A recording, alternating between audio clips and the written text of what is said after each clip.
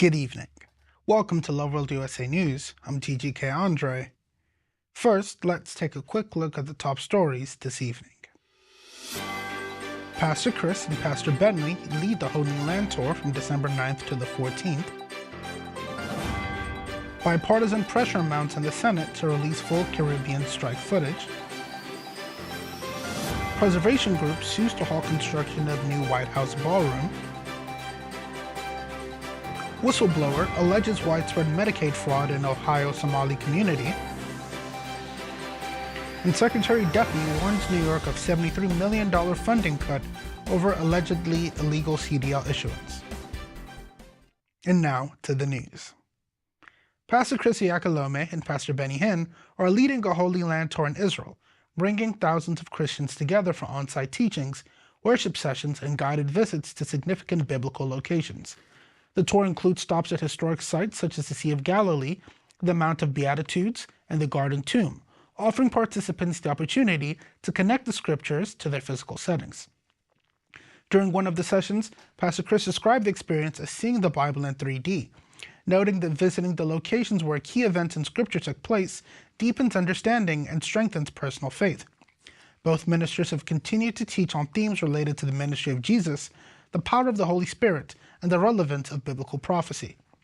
Pastor Chris and Pastor Benny have held joint services throughout the tour, including worship gatherings and moments of prayer for peace in the region. They have emphasized unity in the body of Christ and encouraged Christians to maintain their focus on spiritual growth and the global preaching of the gospel. The tour continues to draw participants from around the world who have traveled to Israel to take part in the sessions and site visits. Watch this. I had, number one, the physical evidence. And number two, which was even more important for me, the Spirit's conviction. When the Spirit within you tells you, and it bears witness. Senators from both parties are backing a measure that would force the Pentagon to release unedited video of U.S. strikes on suspected Venezuelan drug-running boats in the Caribbean.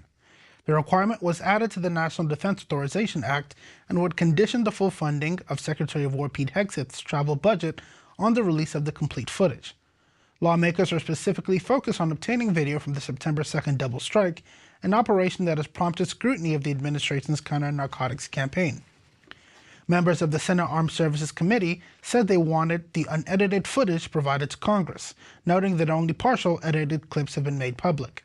Senator Rand Paul called for full transparency, while Senator Mike Rounds said the Armed Services and Intelligence Committees should review the complete video record before considering further action. Senator Tim Kaine also urged the administration to release all footage, arguing that selective disclosure is insufficient for oversight. The provision comes as the NDAA moves to the Senate after clearing the House, and follows a classified briefing given to congressional leaders by Hegseth and Secretary of State Marco Rubio. Senate Minority Leader Chuck Schumer described the briefing as lacking adequate detail and said Hegseth has not committed to providing Congress with the full September 2nd footage. Lawmakers have emphasized that transparency is necessary to determine whether the strikes were conducted within legal authorities.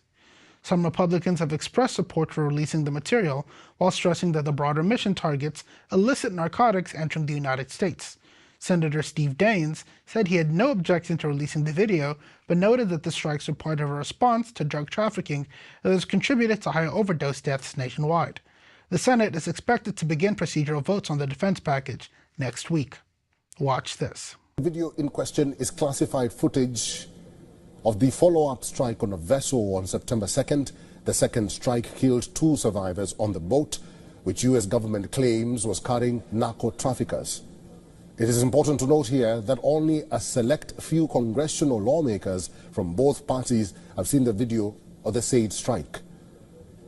2 top Democrats, who are also part of the House Armed Services Committee, say that the video shows it was unnecessary for a second strike on the boat, which only had 2 survivors left out of a total of 11 people on board the vessel. During a media interview, Democrat Representative Jim Himes said, and I quote, "The 2 survivors were barely alive. much less engaging in hostilities when the follow-up strike took place. Democrats and critics of the Trump administration are questioning if authorities knew the identity of all 11 individuals on board the vessel that the U.S. struck on September 2nd. Questions are also being raised on the administration's powers to carry out such strikes and what rules of conflict say about attacking injured combatants. On the contrary, Republican lawmakers have defended the 2 consecutive strikes, saying that Hegseth and U.S. Navy Admiral Frank Bradley acted within the military's legal framework. Hegseth, who is under fire for the double strikes, has not agreed to make the video public. The Secretary of War said that they might not release the footage on grounds that it might compromise sources and strike methods. However, several lawmakers who have seen the footage in a closed room briefing argue that the video is not different from the other strike videos that Hegseth has already shared on social media.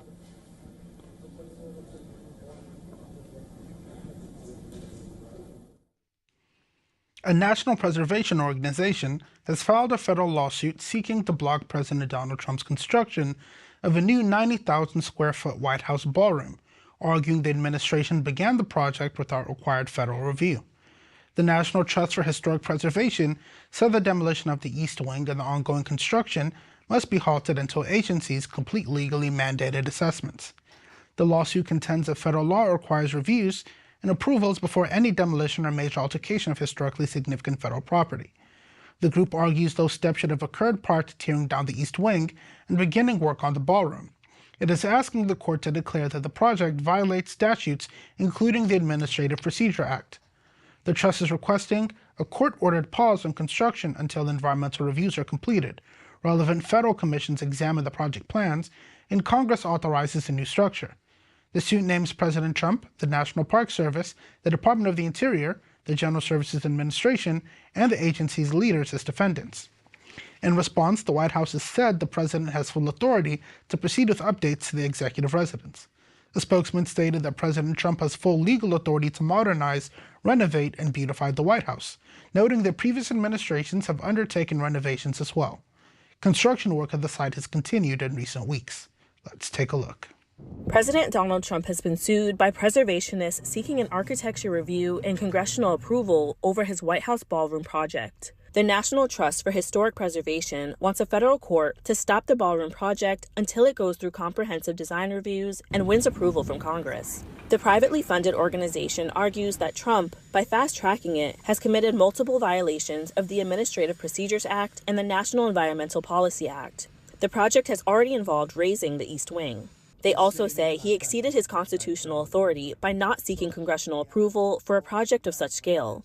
Trump has said a ballroom is overdue for the White House, previously complaining that events were held outside under a tent because the East Room and the State Dining Room couldn't accommodate bigger crowds. We're good at building. I'm good at building things, and we'll get it built quickly and on time. It'll be beautiful, top of the line. Since announcing his plans for the ballroom project, Trump has emphasized that he's doing it with private funding, including his own money, but that would not necessarily change how federal laws and procedures apply to what is still a U.S. government project. An Ohio attorney is warning that a large-scale Medicaid fraud scheme has been operating in the state for more than a decade, echoing the recently exposed scandal in Minnesota. Mehek Cook, who represents several providers in the Somali community, said the Minnesota case is just the tip of the spear, describing what she believes is an even broader abuse of taxpayer funds in Ohio. Cook alleges that individuals within the community have exploited loopholes in Ohio's Medicaid home health program, allowing family members to receive payments of up to $91,000 per year for caregiving services that are not actually provided.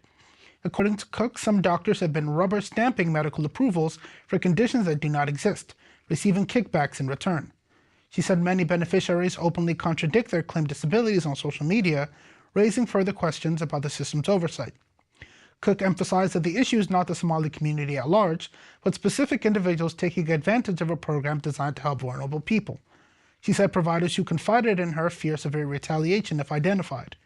The attorney noted major weaknesses in Ohio's Medicaid oversight, including a lack of independent assessments, limited random checks, and an environment in which individuals are allegedly coached to lie to physicians to secure benefits. Citing the scale of the alleged fraud, Cook called for states nationwide to conduct full audits of their Medicaid programs. She warned that taxpayers are losing millions of dollars annually, saying the system built with compassion is now being looted, and urging lawmakers to act before the problem goes further. Watch this. What the Somali community is doing. So an individual will come in from the community. Many times they have a translator, and they will ask a doctor to say, my family member has memory issues, they need help bathing, they can't assist or take care of themselves. So mobility issues, fall risks, preparation of meals. And many clinicians, what they're doing is they're rubber stamping this. Clinicians are getting kickbacks, which means that if they rubber stamp this, once that individual or that provider starts getting funding through the state of Ohio, they get a kickback, which means a small piece of that funding that's really meant for severely disabled individuals. The reason I know that this is happening, again, providers have been asked to rubber stamp memory issues. All of this is subjective, right? If you think about it, you come in and you say, my parent is aging, they don't remember things, they can't bathe themselves, they're falling. All you're doing as a doctor, the ones that are corrupt, the ones that are getting kickbacks, the ones that know full well that a Somalian individual really doesn't need that care, they're just rubber stamping a lot of these. And then that same individual, a week later, that's supposed to be bedridden, is all over social media, whether they're out dancing at a party or something like that. So the symptoms aren't really adding up at the end of the day. And so several of the community members started reaching out to say, we did not want to engage in fraud.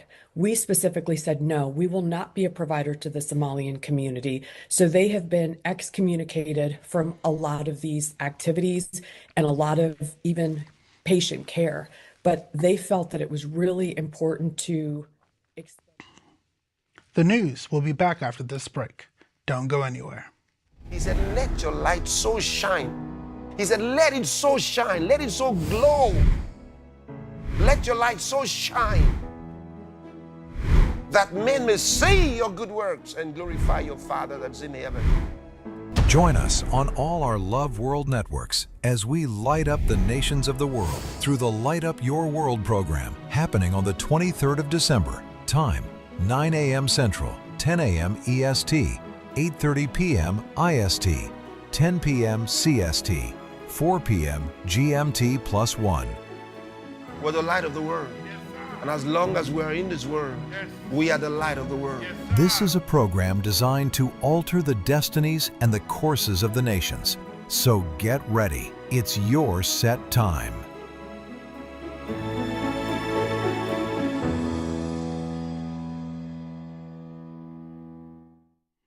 Welcome back. Transportation Secretary Sean Duffy warned Friday that New York could lose $73 million in federal funds if the state does not correct what he described as widespread unlawful issuance of non-domiciled commercial driver's licenses. Duffy said New York has 30 days to come into compliance with federal regulations and claimed that 53% of such CDLs issued by the state were granted unlawfully or illegally. Duffy argued that the problem stemmed from lax enforcement during the previous administration, accusing President Biden and former Transportation Secretary Pete Buttigieg of ignoring federal verification requirements. He said the failure to uphold the rules allowed individuals without proper legal status to obtain CDLs in violation of federal law, creating public safety risks on American roads. New York officials strongly rejected Duffy's claims. State Department of Motor Vehicle spokesperson Walter McClure called the Secretary's assertions lies, insisting that New York complies fully with federal rules. McClure said all CDLs issued by the state are subject to federally mandated lawful status verification and accused Duffy of engaging in political theatrics rather than addressing road safety. The dispute marks the latest clash between the Trump administration and blue states over federal transportation and immigration-related enforcement. New York said it will review the Department of Transportation's letter and respond, while Duffy maintains that federal funds will be withheld if the state does not make changes within the allotted 30-day period. Let's take a look. Secretary Sean Duffy audits commercial licenses for bus and truck drivers across the country. New York is the latest Democratic-led state that has been subject to this review. Duffy says more than half of the 200 licenses they reviewed in New York were not issued properly and default to outlast work visas. He's giving the state 30 days to respond, or they could lose their federal highway fund. Treasury Secretary Scott Bessent called for a shift toward looser financial regulations on Thursday, arguing that existing oversight rules impose unnecessary burdens on the U.S. economy. In a letter released ahead of a meeting of the Financial Stability Oversight Council, Bessent said prior effects to strengthen the financial system had resulted in duplicative requirements that hinder growth rather than protect stability. Bessent, who chairs the FSOC, said the council will begin examining areas where regulations may be undue or counterproductive. The panel, created after the 2008 financial crisis under the Dodd-Frank Act, includes top financial regulators such as the Federal Reserve Chair, the SEC Chairman, and the heads of the OCC and Consumer Financial Protection Bureau. Its mandate is to identify risks to the financial system and coordinate responses across agencies. The proposal drew swift criticism from Democrats, including Senator Elizabeth Warren, who warned that weakening oversight could heighten vulnerabilities at a time when several sectors are already showing signs of strain. Warren cited recent bankruptcies in subprime auto lending, auto parts manufacturing, and home remodeling as evidence that financial cracks are emerging. Warren argued that a hands-off approach could put the broader economy at risk, calling Bessent's move especially reckless in the current climate.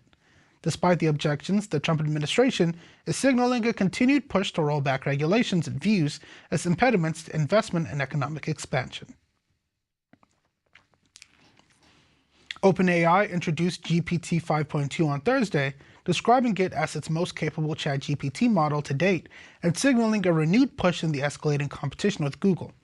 The announcement comes just weeks after Google's Gemini 3 rollout, which is widely praised for outperforming previous OpenAI and Anthropic models in complex reasoning and multimedia understanding. GPT 5.2 includes advanced improvements in building spreadsheets and presentations, coding, image interpretation, long context processing, and managing multi-step professional workflows. OpenAI says the model is designed to deliver stronger performance across real-world tasks, particularly in industries that rely heavily on data, automation, and structured outputs. The release follows a period in which Google gained momentum. Gemini's user base grew more than 30% from August to November, compared with the 5% rise for ChatGPT, according to industry data. Analysts said the new model is likely to reassure investors and customers. Jefferies analyst Brent Thill noted that GPT 5.2 places OpenAI back on top of the benchmarks, countering perceptions the company was losing ground. Behind the competition is a massive infrastructure race. OpenAI has commitments totaling more than $1.4 trillion to expand computational capacity for future systems. The performance and adoption of GPT 5.2 will be closely watched by companies investing in OpenAI's ecosystem, particularly as Wall Street questions whether the scale of AI spending will yield proportional results. OpenAI reported that GPT 5.2 surpassed industry professionals on its GDP val benchmark, a test covering 44 occupations across the 9 sectors contributing most to U.S. GDP. The model's rollout begins Thursday for paid ChatGPT users and will also be available to developers through OpenAI's API. Watch this. And immediately post some of the strongest numbers we've seen from any general-purpose model. New records across professional benchmarks, big jumps in coding, long context reasoning that finally looks usable at massive scales, vision that's clearly more reliable, and agentic tool calling that starts to look production-ready instead of demo-ready. By every measurable metric, OpenAI chose to show GPT 5.2 is better than GPT 5.1, significantly better. The news continues after this break. Stay with us. It's easy to set up, quick to start, and packed with value. Smarter streaming starts here with the Alpha TV Stick. Just plug and stream anytime, anywhere. Discover a curated lineup of content designed to inspire, live broadcasts and global events, inspirational films and series, children's programming, healing and teaching sessions, all on demand. With millions of downloads worldwide, the Alpha TV app is transforming lives across the globe. And now, we're on a mission to reach 1 billion downloads of the Alpha TV app, and you can be part of it. Join the global wave with 1 billion Alpha TV app downloads worldwide. Bring the higher life into every home. Order your Alpha TV Stick today and experience smarter streaming. Alpha, the higher life is here. Welcome back. European Union members agreed Friday to indefinitely freeze approximately 210 billion euros in Russian central bank assets held in Europe, removing a central obstacle to a proposed multi-billion euro loan package for Ukraine. The decision ends the bloc's practice of renewing the freeze every 6 months, a process that left the measure vulnerable to objections from members that maintain closer ties with Moscow, including Hungary and Slovakia. EU officials hope the permanent freeze will secure Belgium's support for a plan to use the Russian assets as backing for a loan of up to 165 billion euros to Ukraine for 2026 and 2027. The proposal would provide funding for Kiev's military and civilian needs, with repayment tied to any future war damage compensation paid by Russia. European leaders are expected to finalize the details at a December 18th summit, with Germany signaling strong support for the initiative and pledging 50 billion euros in guarantees. Ahead of the summit, Ukrainian President Volodymyr Zelensky is scheduled to meet German Chancellor Friedrich Merz in Berlin, along with other Europeans and NATO leaders. EU officials said negotiations continue over Belgium's concerns about potential legal challenges from Moscow, and additional guarantees are being assembled to shield the country from financial liability. Russia denounced the EU move, with its central bank calling the plan illegal and announcing it would pursue legal action against Euroclear, the Belgian financial institution holding most of the assets. Hungarian Prime Minister Viktor Orbán also criticized the decision, arguing it undermines EU legal standards and vowing to seek ways to reverse it. European officials dismissed those objections, maintaining that the asset freeze is lawful under existing sanctions measures. Watch this. Tabling two solutions to member states to agree on. The first solution is EU borrowing. That is basically raising capital at the capital markets and using the EU budget as a guarantee for that, and hand this capital as a loan to Ukraine. This solution must be established by unanimity. And the second solution that we are proposing today in the legal text is a so-called reparations loan. Here we would use the cash balances from the immobilized Russian assets in the European Union. We propose to cover all financial institutions that have accumulated such cash balances. And these institutions would have to move the cash into the instrument of the reparations loan. So, in other words, we're taking the cash balances, we're providing them to Ukraine as a loan, and Ukraine has to pay back this loan if and when Russia is paying reparations.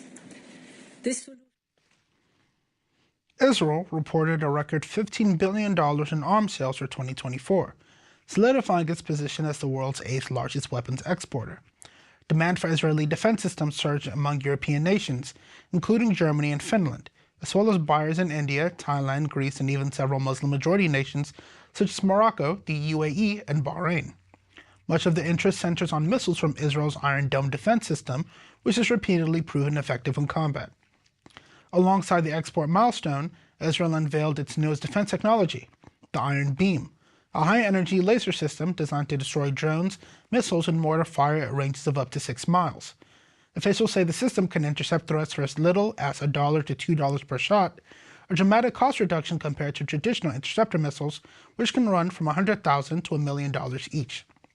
Defense leaders say the weapon has already been used operationally against drones and missiles launched by Hezbollah and Iran.